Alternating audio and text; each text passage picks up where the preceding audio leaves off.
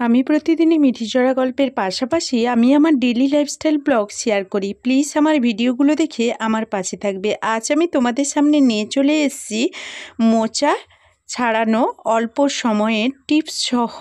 মোচার যে বাইরের খোসাগুলো আমরা ফেলে দেই, সেই মোচার বাইরের খোসাগুলো দিয়ে নতুন ধরনের একটা রেসিপি নিয়ে হাজির হয়ে গেছি। চলো আজকের মিঠিজোড়া ধারাবাহিকের নতুন আপডেটে দেখা যায় যে নীলুর দেওয়া প্রতিটা প্ল্যানে সাফল্যতা আসা মাত্রই আনন্দ ভাগাভাগি করে নেওয়ার জন্য নীলুকে ফোন করলো কোয়েল। সেই সময় অনির্বাণকে রাই যখন সমস্ত তথ্য প্রমাণ দেখিয়ে দেয় কোয়েলের বিরুদ্ধে, তখনই অনির্বাণ সেই সব কিছু তথ্য প্রমাণ ছিঁড়ে লোপাট করে ফেলে দিয়ে বলতে থাকে, রাই তোমার কাছে আমি হাত জোড়ো করে বলছি, তুমি এমন কিছু করো না শেষ পর্যন্ত আমি তোমাকে ঘাট ধাক্কা দিয়ে বের করে দেই। মানে রাই বলতে থাকে, এতটুকু অন্তত আমার নিজের উপর বিশ্বাস হয়ে গেছে যে এই কাজটাও তুমি কোনোদিন করতে পারো, কারণ আমি এখন বুঝতে পারছি তুমি এতটাই কোয়েলের ভালোবাসায় অন্ধ হয়ে গেছো যে তোমার চোখ খোলার জন্য আমার কাছে কোনো উপায় নেই। মানে অনির্বাণ বলতে থাকে, তুমি যদি বুঝেই গেছো তাহলে এই বাড়িতে হ্যাংলার মতো পড়ে আছো কেন? অনির্বাণের মা গিয়ে বলতে থাকে, ও এই বাড়িতে শুধু এই কারণেই পড়ে আছে যে ও স্বামী সংসার নিয়ে সুখে শান্তিতে ঘর করবে, নাকি ওই বাড়িতে গিয়ে চোখের জল ফেলবে সারা জীবন, আর সেই চোখের জল দেখে নীলু হাসতে শুরু করবে। অনির্বাণ বলতে থাকে যে সুখেই তো রাখতে চেয়েছি, ওকে কে বিরক্ত করছে বলতো? ও নিজেই গায়ে পড়ে একটা ক্যান্সারের পেশেন্টকেও বিরক্ত করে তুলছে। তাহলে তুমি এইটুকু অন্তত বোঝো কতটা বেহার নির্লজ্জ হয়ে গেছো রাই। তখনই রাই বলতে থাকে, অনির্বাণ একদিন না একদিন তোমার চোখ নিশ্চয়ই খুলবে, তখন হয়তো তুমি আমার কাছে কোনো ক্ষমা পাবে না।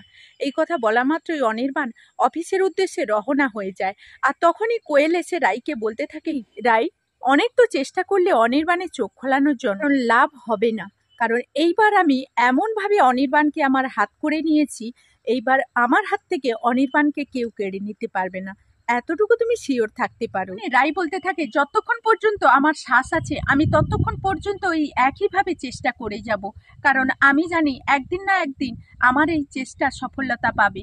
আমি সত্যের পথে লড়াই করছি, আর তুমি করছো মিথ্যে নিয়ে লড়াই। মিথ্যে কখনো যুদ্ধে জয় হয় না, তুমি এতটুকু অন্তত খেয়াল রাখো। থেকে নীলুকে ফোন করে কোয়েল আনন্দে আত্মহারা হয়ে বলতে থাকে, নীলু আমি কতটা খুশি তোমাকে আমি বলে বোঝাতে পারবো না। তোমার প্রত্যেকটা প্ল্যানে আমার যেভাবে কাজ হয়েছে, যেটা আমি কোনোদিন এক্সপেক্টও করিনি। এতদিন ধরে আমি যা যা করেছি সে কোনো কিছুর আমি ফল পাইনি। এখন তুমি যাই যাই করতে বলেছো সেই সব কিছু খুব ভালোভাবেই মিলে গেছে। ভাগ্যিস তুমি সেদিন আন্টিকে দেখে ফেলেছিলে যে আন্টি আমাদের পেছন করছে, আর না হলে এতক্ষণে অনির্বাণের মায়ের কাছ থেকে অনির্বাণ হয়তো সবকিছু জেনেই ফেলতো। তো আমি আগে থেকেই রাই যে তথ্য প্রমাণগুলো দিয়েছিল আমি সেগুলো অনির্বাণকে আমার নিজের মতো করে বুঝিয়ে দিয়েছি, আর তাই অনির্বাণ আমার মতনই করে বুঝেছে। বোকা শোকা অনির্বাণ কোথাকার। ভাবে আগে আমার পেছন পেছন লেজ গুটিয়ে ঘুরঘুর করতো, এখনো ঠিক একইভাবে লেজ গুটিয়ে পেছন পেছন ঘুরঘুর করে যাচ্ছে। নিজেও জানে না নিজের পায়ে কতটা কুড়ুল মারছে, কিন্তু আমি ওসব কিছু জানি না। আমি শুধু সেই জায়গাটা আরো একবার ফিরে পেতে চাই। আমি শুধু এটাই জানি যে আমার হারিয়ে যাওয়া সেই জায়গাটা আরো একবার আমি ফিরে পেতে চাই। তখনই নীলু বলতে থাকে, আমি তো এটাই চাই যে রাই দিদি ভাই জ্বলে পড়েছে সর্বনাশের দিকে চলে যাক, আর ওর ওই সর্বনাশ দেখে আমি আনন্দে আত্মহারা হয়ে উঠবো। ও তো আমাদের সংসারে কম অশান্তি করেনি, তাই আমি প্রতিশোধ নেব না, একসঙ্গে আমাদের দুজনের জ্বালা মিটবে। ওয়েল জাস্ট একটু সবুর করো। তো বন্ধুরা, এই ছিল মিঠিঝোড়া ধারাবাহিকের নতুন আপডেট। এবার হবে ঘন্টার কাজ মিনিটে। হ্যাঁ বন্ধুরা, আজকে তোমরা ঠিকই শুনছো, আজকের এমনই এক ধরনের দারুণ ভিডিও নিয়ে আমি তোমাদের সামনে হাজির হয়ে গেছি। এটা কি নিশ্চয়ই তোমরা দেখে বুঝতে পারছো, এটা হলো কলার মোচা। আর এই কলার মোচা ছাড়ানোর ভয়ে কিন্তু আমরা কলার মোচা খাই না। এই কলার মোচা ছাড়াতে কিন্তু আমাদের ঘন্টার পর ঘন্টা সময় লেগে যায়, তাই আমরা এই কলার মোচাটা রান্না করতে ভীষণই ভয় পাই। তো আজ এই ঘন্টার কাজ কিন্তু আমি তোমাদের মিনিটে করে দেখাবো। তো চলো বন্ধুরা, আজকে ভিডিওটা শুরু করা যাক। ভিডিওটা শুরু করার জন্য আমি প্রথমে এখানে নিয়েছি একটা কলার মোচা। কলার মোচাটা আমাদের কিন্তু টাটকাই ছিল, বেশ কয়েকদিন বাড়িতে থেকে যায়, একটু শুকনো হয়ে গেছে। আর এখন কিন্তু আমি কলার মোচার যে বাইরের পর্দাগুলো এগুলোকে একটা একটা করে এইভাবে আস্তে আস্তে খুলে নিচ্ছি। ফুলগুলো কিন্তু আমার একইভাবে জোড়া লাগানো আছে, শুধু কলার বাইরের পর্দাগুলোকে আমি এইভাবে কিন্তু খুলে নিচ্ছি। তোমরাও কিন্তু এইভাবে হালকা চাপ দিলেই কিন্তু এই কলার মোচাগুলো গোড়া থেকে উঠে আসবে। এই কলার মোচার যে বাইরের পর্দাগুলো এগুলো কিন্তু আমরা ফেলে দিই, কিন্তু তোমাদের কি জানা আছে এই পর্দাগুলো দিয়েই কিন্তু একটা দারুণ সুস্বাদু রান্না আজকে আমি তোমাদের দেখাবো। আজকে কিন্তু আমি কলা মোচা ছাড়ানো, ঘন্টার কাজ মিনিটে আর এই বাইরের পর্দাগুলো দিয়ে কত সুন্দর একটা রান্না, এই দুটো ভিডিওই তোমাদের একসঙ্গে দেখাবো। তার জন্য প্রথমে কড়াইতে জল নিয়ে নিয়েছি, অল্প পরিমাণ হলুদ আর লবণ দিয়ে জলটাকে একসঙ্গে মিশিয়ে নিলাম। এখন আমি আস্ত কলা মোচাটাকে ছাড়িয়ে এইভাবে কিন্তু এই জলের মধ্যে দিয়ে দিচ্ছি, আর যে ফুলগুলো আমার খুলে গিয়েছিল সেগুলোও দিয়ে দিলাম। 2 মিনিট পর ফিরে এসে ঢাকনাটা খুলে দিয়েছি, খুন্তি দিয়ে কিন্তু আবার এক পিঠ আমি উল্টে দিচ্ছি। উল্টে আবারও ঢাকনা দিয়ে ফিরে আসছি 1 মিনিট পর। 1 মিনিট পর দেখো এখন এটাকে আমি তুলে নিচ্ছি, তুলে নিয়ে ঠান্ডা হতে দেব। এদিকে এখন এটা আমার ঠান্ডা হয়ে গেছে, আর আমি এইভাবে ফুলগুলো দেখো কত সুন্দরভাবে হালকা চাপ দিলে একসঙ্গে কতগুলো ফুল কিন্তু খুলে আসছে। তারপরে সাদা যে খোলসের মতো অংশগুলো কত তাড়াতাড়ি দেখো, এগুলো যেহেতু সেদ্ধ হয়ে আছে কত তাড়াতাড়ি এগুলোকে বাছা হয়ে যাচ্ছে। একসঙ্গে তোমরা 2, 3টে যতগুলো খুশি তুলে ফেলতে পারো। এখন আমি একটা ছুরি নিয়েছি, আর ছুরি দিয়ে এই সাদা যে অংশগুলো আমি ছাড়িয়েছি তার ঠিক বিপরীত দিকে, মানে সেটাকে উল্টে দিতে হবে। এই সাদা অংশটা যে ছাড়িয়েছি সেটাকে উল্টে দিতে হবে। উল্টে মাথার দিকে হালকা ছুরি দিয়ে চাপ দিলে কত সুন্দরভাবে কাঠিগুলো একসঙ্গে কত সহজে অনেকগুলো কাঠি বেরিয়ে আসছে। এগুলো কিন্তু আমরা সাধারণভাবে বাড়িতে যখন করি অনেক সময়ই লেগে যায়, যার জন্য আমরা এই কলার মোচা রান্না করতে কিংবা ছাড়াতে ভীষণই ভয় পাই। তার জন্য আজকের এই টিপসটা কিন্তু আমি তোমাদের সঙ্গে শেয়ার করলাম। এইভাবে একটা একটা করে ফুল দেখো খুলে নিচ্ছি, আর কত সুন্দরভাবে এর কাঠিগুলো বেরিয়ে যাচ্ছে। এখন এই মোচাটা ডাঁটাটা আমি কেটে ফেলে দিলাম। তোমরা চাইলে এটাকেও নিতে পারো, কিন্তু না নেওয়াই ভালো, কারণ ওটা ভীষণই শক্ত। এখন এই কচি মোচাটা আমি কিন্তু ছোট ছোট পিস পিস করে কেটে নিচ্ছি, একদম ছোট ছোট করে ছুরি দিয়ে কেটে নিচ্ছি। আর এর মধ্যে আমি যে ফুলগুলোও কেটে রেখেছিলাম সেগুলোও কিন্তু কুচি কুচি করে কেটে নিচ্ছি। এখন কিন্তু তোমরা এই মোচাটাকে যে কোনো রান্নাতে ব্যবহার করতে পারো খুব সহজে, আর অল্প সময়ে খুব তাড়াতাড়ি এটা রান্নার জন্য তৈরি হয়ে গেল। আর এখন কিন্তু আমি মোচার যে বাইরের পর্দাগুলো সেগুলো দিয়ে তোমাদের রান্না দেখাবো।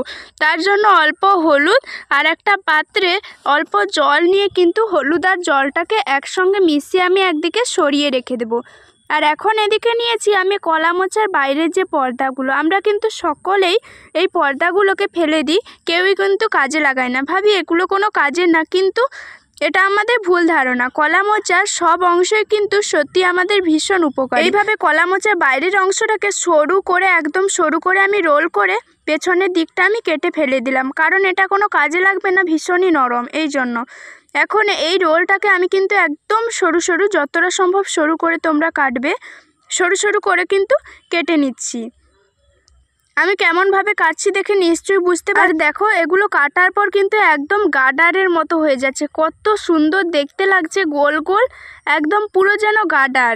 দূর থেকে কেউ দেখলেই কিন্তু এগুলোকে গার্ডার ভেবে পুরো ধরে নেবে। কত সুন্দর দেখো, গোল গোল একদম পুরো গার্ডার, হুবহু গার্ডার, দেখে কিন্তু চেনার উপায় নেই, হাত না দিলে চেনা যাবে না। এখন আবারও কিন্তু আমি এখানে আবারও একটা কলার ওই বাড়ির অংশগুলো নিয়ে এইভাবে কেটে নিচ্ছি। এখন দেখো এইরকম আমি সবগুলো কেটেছি, তোমরা তোমাদের পরিমাণ মতো এখানে এগুলো কেটে নেবে। এখন হলুদ জলের মধ্যে কাটা অংশগুলো দিয়ে একটু ভিজিয়ে ঢাকনা দিয়ে একদিকে আমি সরিয়ে দিলাম।